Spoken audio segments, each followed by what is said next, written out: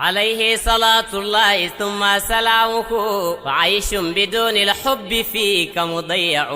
Assalamu alaikum ya jama'ar musulmai maza da mata yara da manya, ga wata gagarumar sanarwa daga da'irar diwani ta zawiyar Maulamu Sheikh Abagwani. Suna farin cikin gayyatar kowa da kowa zuwa wajen taron fassarar diwani littafin Sheikh Ibrahim Inyas ne yaban Annabi Muhammad sallallahu alaihi wasallam, wanda Khalifa Alhaji Ibrahim Sheikh Abagwani yake gabatarwa duk shekara, wanda insha Allah za a fara fassarar wannan diwani insha Allah ranar Lahadi. Za a fara fassarar wannan diwani 25 ga watan Safar shekarar 1043 bayan hijira, wanda ya daidai da 3 ga watan Oktoba ta shekarar 2021 har zuwa kwana 15, wanda zai daidai da ranar rufewa Lahadi 10 ga watan Rabiul Awwal, wanda ya daidai da 17 ga watan Oktoba ta shekarar 2021. Lokaci karfe 4 na yamma zuwa karfe 5 na yamma a kullum. Wurin fassarar diwani zawiyar Sheikh Abagwani, Hausari, Maiduguri, Borno State. Sanarwa daga coordinator Ali Tamasi Abagwani da kuma Malam Audu Sheikh Abagwani. Allah ya bada ikon zuwa. Amin. وعيش بدون الحب فيك مضيع.